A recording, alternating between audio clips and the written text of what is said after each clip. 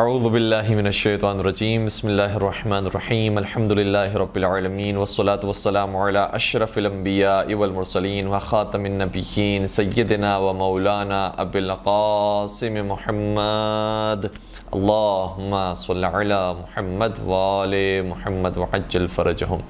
وعلى أهل بيته الطيبين الطاهرين المعصومين المظلومين ولعنة الله على أعدائهم أجمعين. أما بعد فقد قال الله تبارك وتعالى في محكم كتابه المجيد وفرقانه الحميد بسم الله الرحمن الرحيم ومن يعظم شعائر الله فإنها من تقوى القلوب. درود پڑھ دیجئے محمد و آل محمد پر. اللهم صل على محمد و آل محمد وعجل فرجهم. سامعین گرامی، آج حضرت معصومہ قم سلام علیہ کی ولادت بسعادت کا دن ہے، اور اس کی مبارکباد آپ تمام کی خدمت میں اور آپ تمام کی جانب سے اور ہماری جانب سے ہمارے مولا اور آقا حضرت حجت ابن الحسن کی جانب ہم اس کی مبارکباد پیش کرتے ہیں اور دعا کرتے ہیں کہ انشاءاللہ ہم سب کو پروردگار عالم بی بی کی زیارت نصیب فرمائے، بی بی کی سیرت پر عمل پیرا ہونے کی توفیق عطا فرمائے، ان کی معرفت نصیب فرمائے اور ان کے پورے گھرانے کی سیرت پر عمل پیرا ہونے کی توفیق عطا فرمائے۔ بی بی کے حوالے سے بہت ساری باتیں ایسی ہیں کہ جو آپ نے یقیناً سنی ہوگی، اور ماشاءاللہ سے مدرسۃ القائم میں وہ اساتذہ موجود ہیں کہ جنہوں نے حضرت بی بی معصومہ قم کی سیرت پر اور ان کے فضائل پر گفتگو فرمائی ہے، لہٰذا بہت زیادہ ہم ڈیپ نہیں جائیں گے بی بی کے فضائل کے اعتبار سے، چند ایک باتوں کو بیان کرنے کی کوشش کریں گے اور مقدمتاً بی بی کی شخصیت کے حوالے سے جو موٹی موٹی باتیں ہیں وہ آپ کی بیان کر دیں تاکہ اندازہ ہو کہ ہم کس ذات کے بارے میں گفتگو کر رہے ہیں۔ حضرت بی بی معصومہ قم سلام علیہ ساتویں سرکار حضرت امام موسیٰ کاظم علیہ السلام کی صاحبزادی ہوتی ہیں، اور خاص بات یہ ہے کہ ساتویں امام کی بہت ساری اولاد تھی، ان کی بیٹی بھی بہت تھی، ان کی بیٹیاں بھی بہت تھیں، اور ظاہراً روایات کے مطابق 34 یا 35 اولاد ساتویں سرکار کے بیان ہوئی ہیں، اور اس کی بہت سی وجوہات ہیں، اور وجوہات میں سے ایک وجہ یہ ہے کہ چونکہ ظالم حکمران سادات رسول کا قتل کرنا چاہتے تھے اور آل رسول کو شہید کر کے ان کی نسل کو منقطع کرنا چاہتے تھے، تو اس طریقے سے بھی ساتویں سرکار نے آل رسول کی حفاظت کی اور اولاد رسول کا سلسلہ اور رسول کی نسل کا سلسلہ جاری و ساری فرمایا۔ تو بہت سارے بی بی معصومہ قم کی بہنیں اور بھائی ہوتے ہیں، لیکن شرف کی بات یہ ہے بی بی کے لیے کہ بی بی اس ماں سے اور اس مادر گرامی سے پیدا ہوئی ہیں کہ جس مادر گرامی سے حضرت امام علی رضا علیہ السلام کی ولادت بھی ہوئی ہے، یعنی حضرت امام علی رضا علیہ السلام سے بی بی کا تعلق سگے بھائی بہن کا تعلق ہے، یعنی وہی تعلق جیسے امام حسین صلی اللہ علیہ وسلم کا شہزادی زینب کبریٰ سلام اللہ کے ساتھ ہے، وہی تعلق حضرت بی بی معصومہ قم کا مولا امام رضا علیہ السلام کے ساتھ ہے۔ چونکہ مولا متقیان نے بھی بہت سی بعد میں شادیاں کی ہیں اور بہت سی اولاد ہوئی ہیں، لیکن جو سگی رشتہ داری بی بی زینب اور بی بی اور امام حسین صلی اللہ علیہ وسلم میں ہے، وہی سگی رشتہ داری حضرت بی بی معصومہ قم اور حضرت امام علی رضا علیہ السلام میں ہے۔ اور بعض علماء بیان فرماتے ہیں کہ ان کے علاوہ اور کوئی دوسرا بھائی اور بہن نہیں تھا کہ جو ان کے ساتھ سگا رہا ہو۔ البتہ بعض مورخین نے لکھا ہے کہ ایک اور بیٹے ہوتے تھے ساتویں امام کے کہ جو انہی زوجہ سے ہوئے تھے، ان کا نام جناب فضل تھا، جناب فضل ابن موسیٰ، لیکن بہرحال یہ شرف بھی حضرت بی بی معصومہ قم سلام علیہ کو نصیب ہوا ہے۔ اب ہم سوال کرتے ہیں کہ دونوں شخصیات کی مادر گرامی کون ہیں، اور یقیناً اس کا جو جواب ہے بڑا تعجب انگیز ہے کہ بی بی معصومہ قم سلام علیہ کی والدہ گرامی کا نام جناب نجمہ خاتون ہے، اور جناب نجمہ خاتون وہ ہیں کہ جو سادات رسول میں سے نہیں ہیں یا قبیلہ قریش میں سے نہیں ہیں، اور یہ کہنا چاہیے کہ بلکہ عرب ہی نہیں ہیں، عجم سے ان کا تعلق ہے۔ اور بی بی جناب نجمہ خاتون تشریف لاتی ہیں، اور اس کے بعد ایک خاص اہتمام کے بعد ساتویں سرکار سے ان کا نکاح طے پاتا ہے، اور اس کے بعد حضرت امام علی رضا علیہ السلام اور حضرت معصومہ قم سلام علیہ کی ولادت ہوتی ہے۔ تو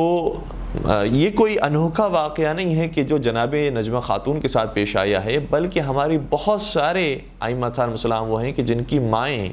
اور جن کی مادران گرامی عربوں میں سے نہیں تھی بلکہ عجم سے تھیں، اور کئی ساری ایسی تھیں کہ جو ویسے اپنے ملک کے اندر شہزادی تھیں، لیکن بہرحال کسی جنگ کی وجہ سے کنیز بنا کر لائی گئی اسلامی ممالک کے اندر اور اسلامی ملک کے اندر، اور اس کے بعد پھر ائمہ اطہار السلام نے ان کا انتخاب کیا، اور اس کے بعد ان سے جو نسل آگے بڑھی ہے وہ عصمت و طہارت کی نسل ہے جو آگے بڑھی ہے۔ مثال کے طور پر حضرت امام زمانہ عجل اللہ تعالیٰ فرجہ شریف کی والدہ گرامی حضرت نرجس خاتون سلام اللہ علیہ، وہ بھی روم سے تعلق رکھتی تھی اور روم کی شہزادی تھی، اور اس کے بعد پھر امام زمانہ علیہ السلام کی والدہ قرار پائی ہیں۔ اور اگر ہم اس پورے سلسلے کو بیان کریں، گرچہ اس کے اندر بعض جگہوں پر اختلاف بھی پایا جاتا ہے کہ جو ان کی مادر گرامی ہے کیا ان کا تعلق فلاں علاقے سے تھا یا فلاں علاقے سے تھا، ان کا نام کیا تھا، فلاں نام تھا یا فلاں نام تھا، اس حوالے سے کچھ اختلافات بھی موجود ہیں۔ لیکن ہم مشہور باتوں کو اگر آپ کی خدمت میں رکھیں کہ جو عوام الناس کے درمیان بھی معروف ہیں اور علماء کے درمیان بھی معروف ہیں،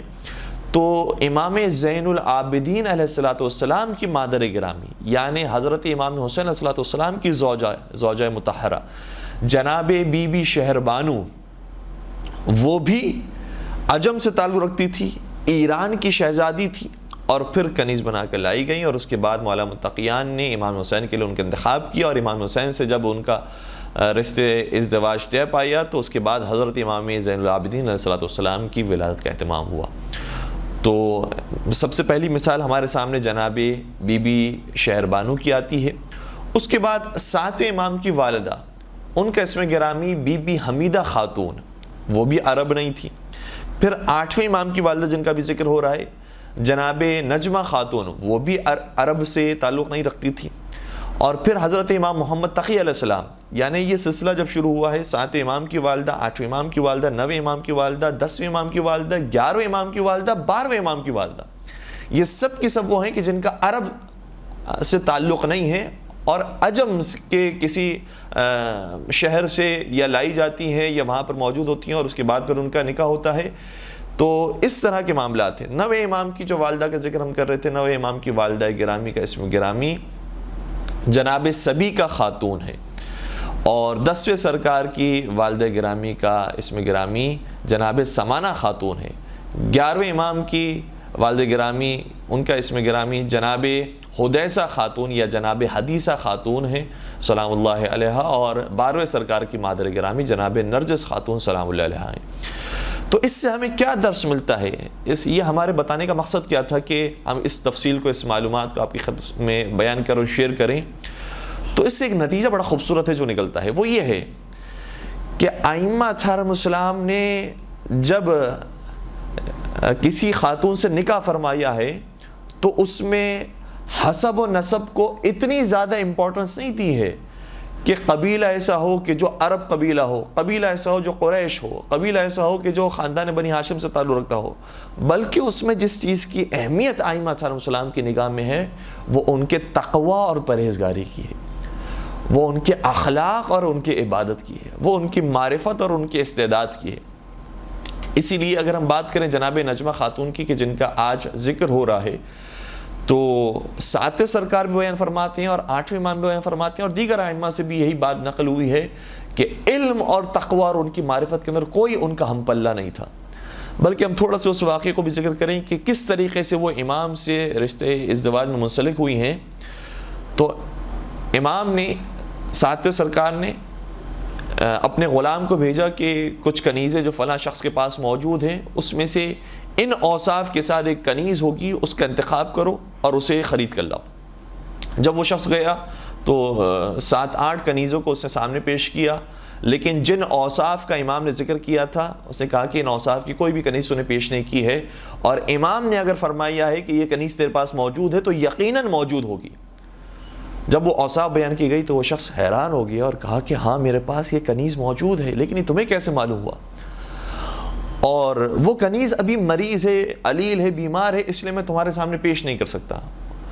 اس نے کہا کہ اگر یہ معاملہ ہے تو ٹھیک ہے، میں اپنے امام کے پاس جاتا ہوں اور بیان کرتا ہوں۔ امام سے یہ سارے ماجرے کو بیان کیا۔ امام نے فرمایا کہ چاہے وہ مریض ہو یا کسی بھی بہانے سے وہ منع کرتا ہے کہ اس کو میں تمہارے سامنے فروخت کے لیے پیش نہیں کر سکتا، اسے کہو کہ امام نے اور اولاد رسول نے انہیں طلب کیا ہے، اور جو بھی ان کی قیمت بنتی ہے وہ ہم ادا کرنے کے لیے تیار ہیں۔ جب یہ ماجرا دوبارہ سے پیش آیا اور کہا کہ یہ میں اپنے لیے طلب نہیں کر رہا بلکہ اپنے مولا اور آقا حضرت امام موسیٰ کاظم علیہ السلام کے لیے اس کنیز کا انتخاب کر رہا ہوں، تو پھر اس کے ذہن میں کچھ باتیں آئیں اور اس نے کہا کہ میں نے تو یہ عذر اس لیے پیش کیا تھا کیونکہ وہ بہت پاک دامن، بہت پاکیزہ خاتون ہے، اور جس شخص نے مجھے ان کو فروخت کیا تھا اس نے کہا تھا کہ یہ کسی اور سے شادی نہیں کریں گی، اور بیان کیا گیا ہے کہ ان کا انتخاب صرف وہی شخص کرے گا جو اس دنیا میں افضل ترین ہوگا اور عابد ترین شخص ہوگا، وہ اس خاتون کا انتخاب کرے گا۔ تو جب تو نے یہ کہا ہے کہ اولاد رسول میں سے حضرت امام موسیٰ کاظم علیہ السلام سے نے انہیں طلب کیا ہے، تو پھر میں اس شرط پر دینے کے لیے تیار ہوں کہ میں تجھے فروخت نہیں کر رہا بلکہ تیرے امام حضرت امام موسیٰ کاظم علیہ السلام کو فروخت کر رہا ہوں۔ اور اس طرح سے وہ حضرت امام موسیٰ کاظم علیہ السلام کی کنیز قرار پائی، اور اس کے بعد پھر امام سے ان کا نکاح ہوا، اور پھر حضرت امام علی رضا علیہ السلام اور جناب بی بی معصومہ قم سلام اللہ علیہا کی ولادت کا اہتمام ہوا۔ تو ائمہ اطہار السلام کی نگاہ میں یہ نہیں دیکھا جاتا کہ کون عربی ہے اور کون اجمی ہے، کون کالا ہے اور کون سفید ہے، کس کا خاندان کیا ہے۔ امام کی نگاہ میں جو معیار ہے وہ وہی معیار ہے جو پروردگار عالم نے قرار دیا ہے قرآن کریم کے اندر کہ ان اکرمکم عند اللہ اتقاکم، پروردگار کے نزدیک وہی محبوب اور پسندیدہ ہے اور وہی قابل احترام ہے کہ جو صاحب تقوی ہوتا ہے۔ تو ائمہ اطہار السلام کی نگاہ میں بھی یہی معیار ہے کہ جو صاحب تقوی ہوگا وہ ائمہ اطہار السلام کی قربت کو اختیار کر سکے گا۔ اور اس کی مثال ہمیں خود پیغمبر اکرم حضرت محمد مصطفیٰ صلی اللہ علیہ وسلم کی سیرت میں بھی نظر آتی ہے کہ بہت سی شادیاں نبی اکرم نے فرمائی تھی، لیکن کسی سے بھی اولاد پیغمبر اکرم کو نصیب نہیں ہوئی۔ یا جناب خدیجہ طاہرہ سلام اللہ علیہا سے اولاد نصیب ہوئی ہے، یا اس خاتون سے نصیب ہوئی ہے کہ جو کنیز تھی، یعنی جناب ماریہ قبطیہ سلام اللہ علیہا۔ تو جناب ماریہ قبطیہ بظاہر اگر دیکھا جائے دنیاوی اعتبار سے تو ظاہری طور پر وہ مقام نہیں ہے کہ جو آزاد افراد کا مقام ہوتا ہے، جو عربوں کا مقام ہوتا ہے، جو قبیلہ قریش کا مقام تھا، لیکن خدا کی نگاہ میں یہ ظاہری مقام و مرتبے کی کوئی حیثیت نہیں ہے۔ ابھی ہم بھی آپ کے سامنے جو موجود ہیں، ظاہری طور پر ہم نے سر پر امامہ رکھا ہوا ہے یا دستار پہنی ہوئی ہے یا ابا قبا اوڑھی ہوئی ہے، لیکن نہ جانے کتنے لوگ ایسے ہیں کہ جو ہم سے بہت زیادہ بہتر ہیں، ہم سے بہت زیادہ عبادت گزار ہیں، ہم سے بہت زیادہ پروردگار کے قریب ہیں۔ تو دنیا کی نگاہ میں کبھی کبھار بہت ساری چیزوں کی اہمیت ہوتی ہے، لیکن پروردگار کی نگاہ میں ان چیزوں کی اہمیت نہیں ہوتی جو ظاہری طور پر ہماری نگاہوں کے سامنے ہوتی ہیں، بلکہ پروردگار باطن کو جانتا ہے، اس لیے جس کا باطن پاک اور صاف ہوتا ہے پروردگار کے نزدیک وہ محبوب اور مقرب ہوتا ہے۔ ایک درود پڑھ دیجئے محمد و آل محمد پر۔